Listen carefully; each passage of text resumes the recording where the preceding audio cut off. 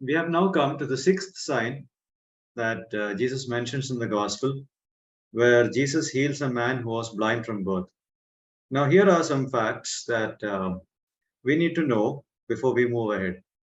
Number one, in John's gospel, Jesus has dealt with people who had various physical infirmities that came to them at a specific point in their life.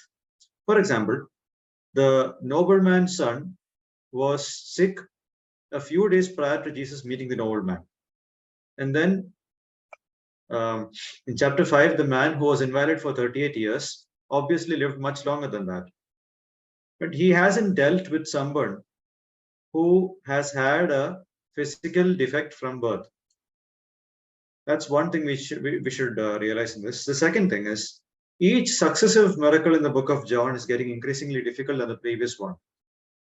And the hostility that is towards Jesus also increases along with the audience to each sign that is taking place. Like, which is easier, to heal a man who is already sick or to heal a person who is sick from birth? Obviously, to heal a man who is sick from a particular point of time is easier than to heal a person who is sick from birth. Now, in chapter 8, verse 59, we see that Jesus hid from the crowd that picked up stones to throw at him. And as he did that, in chapter 9, verse 1, Jesus sees a man who is blind from birth as he goes out of the temple. And here are a few details about this blind man from this passage. One, according to verse 23 of this passage, he is old enough to be mature and be asked questions. Second, according to verse 18 to 23, he had a family. Third, according to verse 8, we know that he used to live in a neighborhood where neighbors knew him. And according to verse 8 again, he used to sit outside the temple and beg for money. Now, these are things that we know about the blind man on a peripheral reading from this passage. On seeing him, the disciples asked Jesus on who is responsible for the man being born blind. Was it his sin or was it his parents' sin that caused this defect from birth? Now, this question reflects the assumption that was prevalent in Judaism. The Jews always assumed that all suffering is because of sin. And this thought process is seen in the words of Job's friends in the book of Job. See, it would be fine in asking about the sin of the man's parents being a possible cause for the birth defect of this guy. But it is an illogical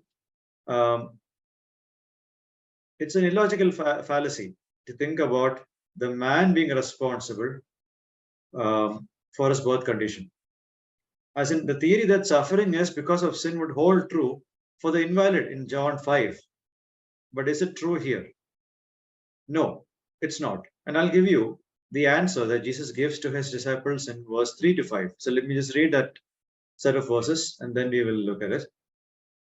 Neither this man nor his parents sinned, said Jesus, but this happened so that the works of God might be displayed in him. As long as it is day, we must do the works of him who sent me. Night is coming when no man can work. While I am in the world, I am the light of the world.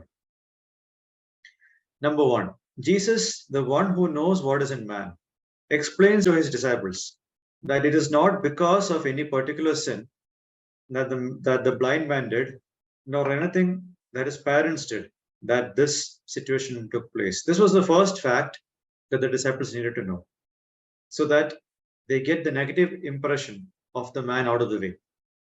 Second, this sickness was allowed by God so that the works of God might be displayed in him.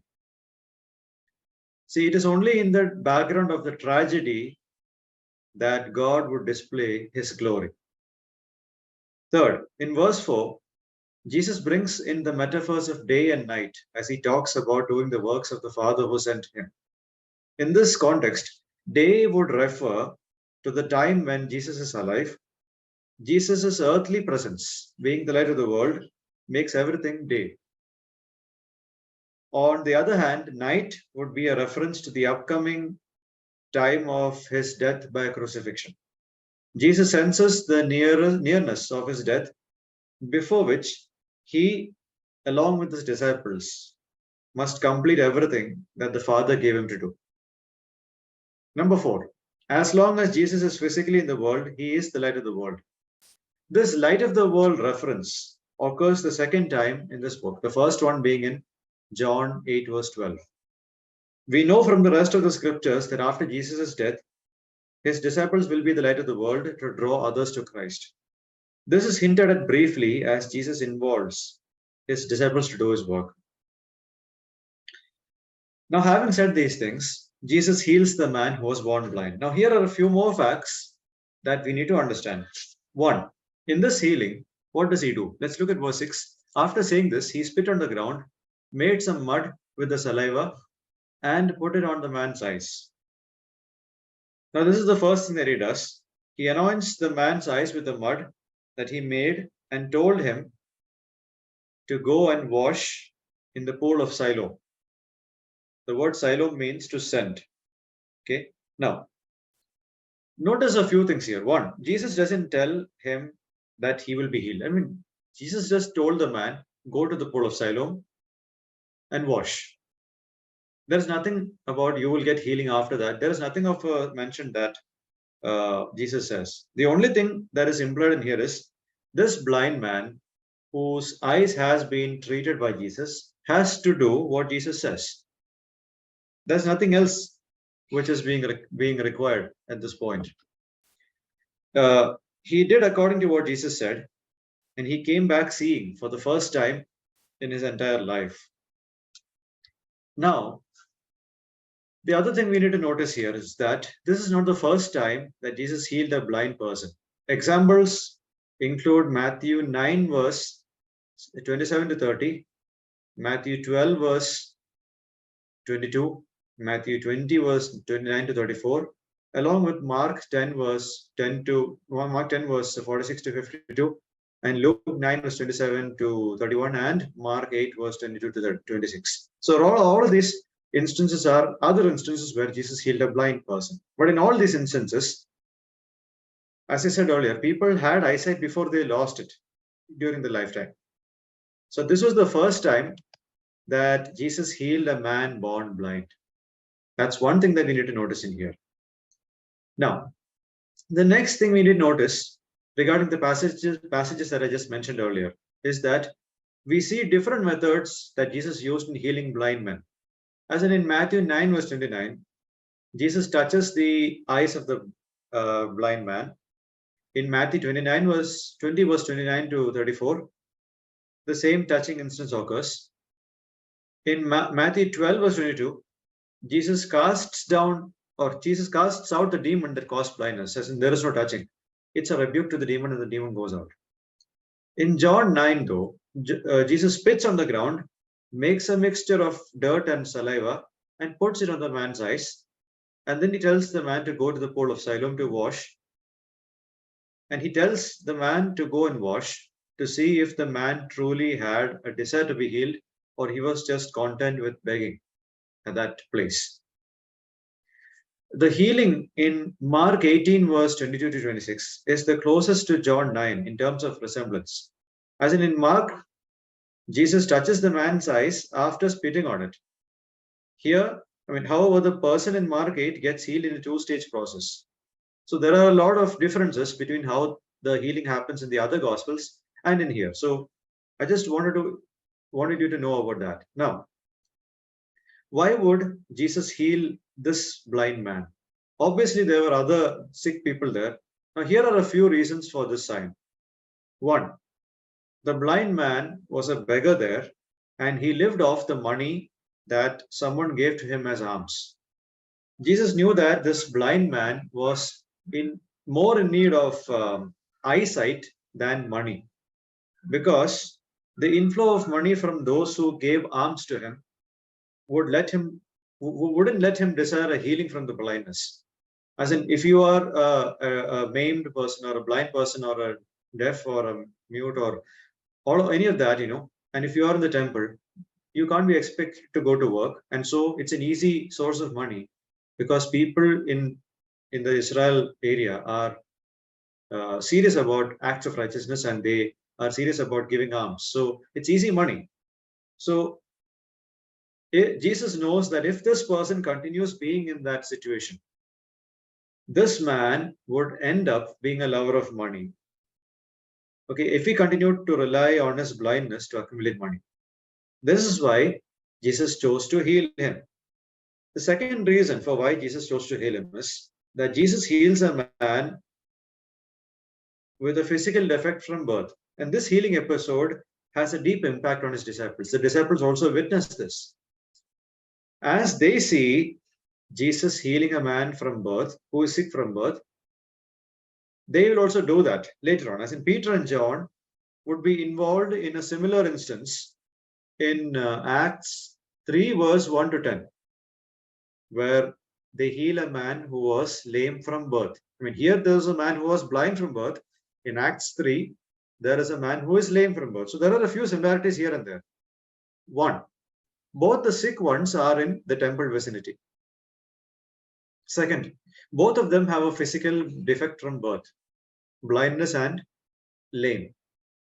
Third, both of them beg for alms in the temple from the temple goers. Fourth, as Jesus, Peter and John deal with the blind and lame respectively, we notice that in both instances, both Jesus and Peter and John, they refrain from giving alms. That would discourage the blind man and the lame man from desiring a deliverance from the sicknesses. They are given a healing from the sicknesses. So Jesus showed his disciples that the greatest need of anyone they minister to is a deliverance from sin and its consequences. And the disciples duly followed Jesus' lead in seeing the real need of those they minister to, and they seek to fulfill that need. Number 3, here the disciples needed to understand that Jesus is in authority over diseases and infirmities that affect a person from birth. Because till now, Jesus has shown his authority over sicknesses that came at a point of time. He has shown his authority over nature by walking on the sea. And he has shown his authority over matters of basic sustenance, food and drink. Chapters 2 regarding the wine, chapter 6 regarding the bread. Now the man responded to Jesus' words and went to the pool of Siloam because he desperately desired a healing. As he came back healed, we see how his neighbors and his relatives, or those who had seen him, react. In verse 8, his neighbors and those who had formerly seen him begging him, they asked, isn't this, they asked, isn't this the same man who used to sit and beg? Some claimed that he was. Others said, no, he only looks like him, but he himself insisted, I am the man. All right, so we'll talk about the later passage, as in chapter 9, verse 10 to 23, in our next session. But for now, I'll just give you a few lessons that you and I need to remember at the end of this discussion. Number 1, not all sufferings happen because of sin.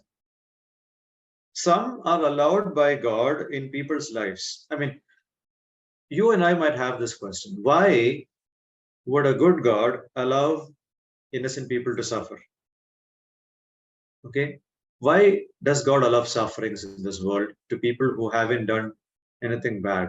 I mean, who haven't been overtly bad? See, from this passage, I just want to give you this answer. Some of those sufferings are allowed by God in people's lives so that God's work that display his mercy and power are experienced. The greatest example of this fact is Jesus. I mean, I'll tell you, out of all the people that are suffering innocently, okay, whom we think might be innocent, the only person who has been absolutely innocent and yet suffered was Jesus. He went, okay, he hadn't done anything wrong, absolutely no sins, but he went through the greatest experience of suffering that man could go through. Yet it was not because of his sin, because he was holy. So why did he go through such suffering? Well, the Father who sent Jesus, the Father sent his son Jesus, and the Son was made to go through the suffering so that when the Son willfully obeys the Father in his suffering, God's mercy comes upon the rest of the world, the rest of all who are sinners, and his power that redeems us from sin is made visible in the resurrection of his Son from the dead. All right. So the greatest example of suffering, as I said, is the suffering that Jesus went through. And it's through that death that the glory of God was displayed in its fullest sense. The glory of God was displayed in its fullest sense through suffering of Jesus. Now, another example of suffering that is allowed for God's glory to be displayed is seen in the book of Job. See, God does not disclose the reason for his tribulation, but God reveals the infinite quality that comes only in him. I mean, God just says, there is no one in this world like me. There is no one in this world universe like me. And God is too big for us to actually understand and comprehend fully. Okay, that's what Job was made to understand. Now, the second thing, oftentimes we have this tendency to make conclusions about an individual when he or she goes through a sickness. See, while it's true that suffering will follow evil people's deeds, we often wrongly assume that good people have physical sufferings because of some hidden or some unknown sins. Okay? In reality, those hidden sins that we think about may not exist. What happens is that we came to a conclusion about a person without knowing the larger picture or the full truth about a person, just like Job's friend's assumption regarding Job.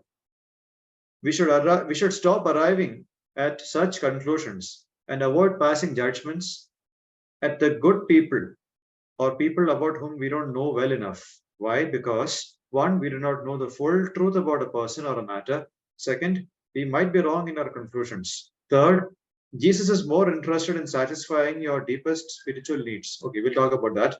But these two things, we do not know the full truth about a person. Second, we might be wrong in our conclusions. So wait for God to reveal the full truth of every matter.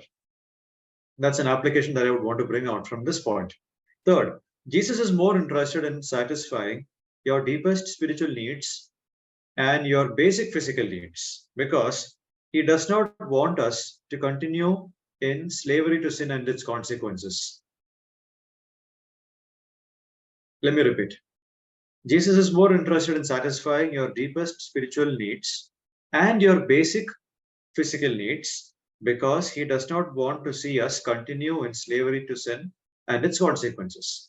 And number 4, the focus, principles, and attitude that we have in the ministry we do will eventually be handed over to those whom we mentor and train.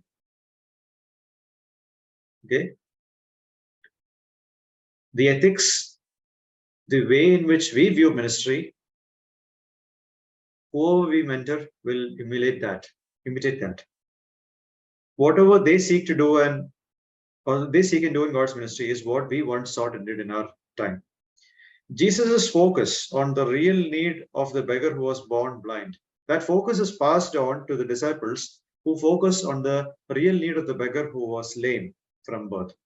So, dear ministers of God, if you are gospel-centric in the way you preach, be sure that those who follow your lead will not compromise on that. If you are materialistic, if you are in this ministry for money, your successes will be like that. That's a truth that we should remember. Now, the crowd will see this person, and how do they respond to the sign? We will look at it in our next session that is happening regarding John 9 verse 10 to 23.